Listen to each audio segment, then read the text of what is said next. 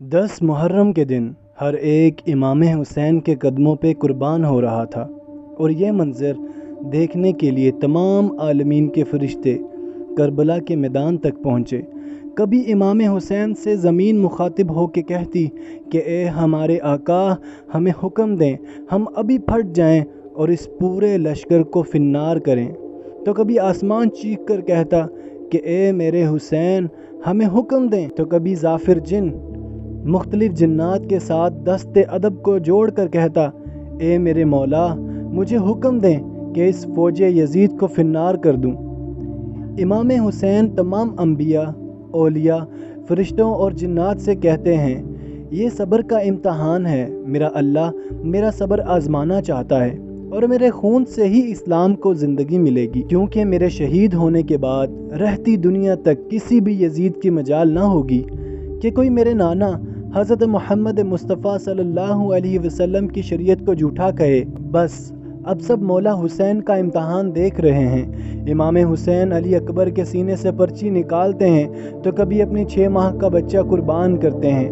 جب آپ کے ساتھ کوئی نہ رہا، آپ خیام میں آتے ہیں، بیبیوں سے الوداع کہتے ہیں، امام سجاد کو وصیت کرتے ہیں کہ اسلام کے لیے ہر دکھ تکلیف کو برداشت کرنا، لیکن قدم قدم پہ اپنے نانا کی رسالت کی گواہی دیتے رہنا۔ بس جیسے ہی بیبیوں سے الوداع کہہ کر ذوالجناح کو حکم دیتے ہیں کہ اے میرے گھوڑے، مجھے میدان میں لے کے چل، ذوالجناح آگے نہیں بڑھتا۔ امام حسین ذوالجناح کے قدموں میں دیکھتے ہیں کہ آپ کی بیٹی سکینہ ذوالجناح کے پیروں میں لپٹی ہوئی ہیں۔ آپ اترتے ہیں، اپنی بیٹی سے فرماتے ہیں کہ اے میری بیٹی سکینہ، اپنے بابا سے الوداع کہو۔ بی بی سکینہ فرماتی ہیں، بابا شروع سے لے کے اب تک جو میدان میں گیا واپس نہیں آیا۔ امام حسین فرماتے ہیں کہ اے میری بچی، ہمارے خون سے تمہارے نانا کا دین بچے گا، صبر کرو۔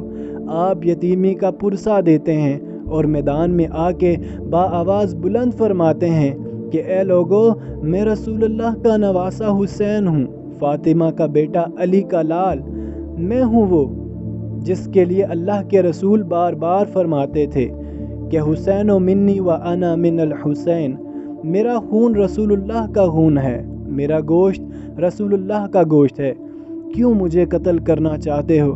کیا میں نے شریعت میں کوئی ترامیم کی ہے؟ کسی انسان کا حق غصب کیا ہے؟ کیوں میرے بچوں کو مارا ہے؟ کیوں 3 دن سے ہمیں پیاسا رکھا ہوا ہے؟ فوج یزید ایک آواز میں کہتی ہے کہ ہم سب تجھے تیرے بابا علی کے بغض میں قتل کرنا چاہتے ہیں۔ پھر آپ فرماتے ہیں، آج جو اسلام کا پرچم تمہارے ہاتھوں پہ بلند کر کے کھڑے ہو، یہ پرچم میرے بابا علی نے بلند کیا تھا۔ خیبر و خندق میں اگر میرے بابا علی نہ ہوتے تو اسلام کی فتح ناممکن تھی۔ آج اس علی کو یہ صلہ دے رہے ہو کہ اس کی اولاد کو اس بیابان میں بھوکا اور پیاسا کر کے قتل کر رہے ہو۔ عمر بن سعد کہتا ہے کہ حسین کی بات مت سنو، حملہ کر دو۔ تاریخ نے لکھا کہ امام حسین علیہ السلام کے مد مقابل جو بھی آیا وہ فنار ہوا۔ زمین پہ اس سے پہلے ایسی جنگ نہ دیکھی گئی کہ ایک 3 دن کا بھوکا پیاسا شیر کی طرح لڑ رہا ہے اور فوج دور دور بھاگ رہی ہے۔ بالآخر عمر بن سعد نے یہ سوچا کہ علی کا شیر ہے، اسے مقابلہ کرنا ناممکن ہے۔ پوری فوج کو کہتے ہیں کہ ایک ساتھ امام حسین پہ حملہ کیا جائے، لیکن کوئی بھی امام حسین کے قریب نہ جائے۔ دور دور سے امام حسین کو تیر مارے اور آدھی فوج جا کے خیام کو آگ لگا دے۔ 10,000 کی فوج نے امام حسین کو چاروں طرف سے گھیرا اور دور دور بھاگتے ہوئے امام حسین کو تیر مارتی رہی، نیزے مارتی رہی، اور کچھ امام حسین کے قیام کو جلاتے ہیں۔ امام حسین کبھی خیموں کی طرف جاتے ہیں، کبھی سپاہیوں کی طرف آتے ہیں۔ بس اتنے میں آواز غیب آتی ہے کہ اے حسین، تیرا اللہ تجھ سے راضی ہوا۔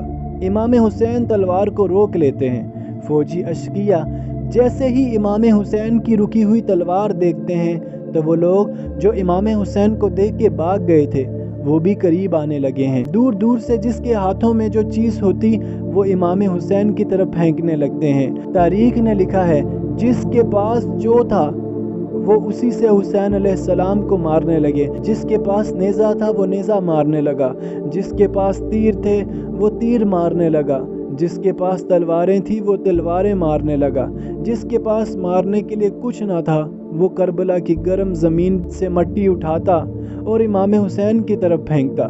تاریخ میں لکھا کہ آپ کے جسم پہ اتنے تیر تھے کہ آپ کا جسم مبارک دور سے نظر تک نہیں آ رہا تھا۔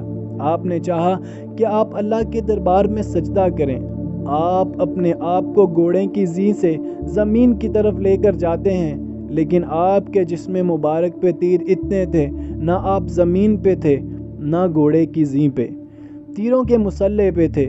یہ منظر تمام انبیاء دیکھ کے زارو کی طرح رو رہے تھے۔ بس جو بھی امام حسین کا سر کاٹنے کے لیے قریب آئے، امام حسین کے چہرے میں ان کو رسول اللہ کا چہرہ نظر آئے اور وہ چیخ کر دور چلا جائے۔ شمر نے کہا، یہ کام مجھ سے ہونا ہے۔ بس شمر قریب آتا ہے، امام حسین کے سر سے امامہ اتارتا ہے، آپ کے بالوں میں ہاتھ ڈالتا ہے، چھری کو گلے پہ رکھتا ہے، پہلی ضرب چلاتا ہے۔ حضرت آدم علیہ السلام اللہ کے رسول سے فرماتے ہیں، یا رسول اللہ آگے میں نہیں دیکھ سکتا۔ جیسے ہی دوسری ضرب چلتی ہے، حضرت نوح علیہ السلام فرماتے ہیں، یا رسول اللہ آگے میں نہیں دیکھ سکتا۔ جب تیسری ضرب چلتی ہے، حضرت ابراہیم علیہ السلام فرماتے ہیں، یا رسول اللہ میں نے تو اپنے بیٹے کی قربانی کے وقت اپنی آنکھوں میں پٹی باندھ دی تھی، آگے میں نہیں دیکھ سکتا۔ ضرب چلتی رہی، ایک وقت ایسا آیا کہ اللہ کے رسول نے آنکھیں بند کی اور فرمایا کہ اے علی اب آگے میں نہیں دیکھ سکتا۔ بس ایک وقت ایسا آیا کہ امام علی نے بھی آنکھیں بند کی اور بی بی فاطمہ سے فرمانے لگے کہ اے فاطمہ آگے میں نہیں دیکھ سکتا، اب تو جان تیرا بیٹا جانے۔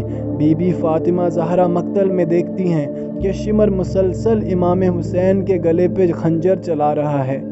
آپ قریب آتی ہیں، دونوں ہاتھ امام حسین کی گردن پہ رکھتی ہیں اور فرماتی ہیں، اے شمر مت مار، مت مار، میرے بچے کو نہ مار، میں نے چکیاں پیس پیس کے اس کو پالا ہے، یہ تیرے رسول کا نواسہ ہے۔ لیکن افسوس، شمر مسلسل امام حسین کے گلے کو کاٹتا رہا۔ شمر نے دیکھا کہ امام حسین کے مسلسل لب ہل رہے ہیں، سوچا کہ شاید حسین ہمیں بد دعا دے رہے ہوں گے۔ قریب آ کے جب سنتے ہیں تو امام حسین فرما رہے تھے کہ اے اللہ میرے بچوں کی قربانی قبول کرنا، میرے عزیز و اقارب کی قربانی قبول کرنا، تیرا شکر ہے کہ تو نے اپنے محبوب کے اس نواسے حسین کو اس عظیم امتحان کے لیے چنا۔ میری قربانی قبول کرنا، تو عظیم ہے، تو اعلیٰ ہے، اگر میری 70 جانیں بھی ہوتی تو وہ بھی میں تیرے نام پہ، تیرے اسلام پہ قربان کرتا۔ سلام ہو آل محمد پر، سلام ہو رسول اللہ کے خاندان پر۔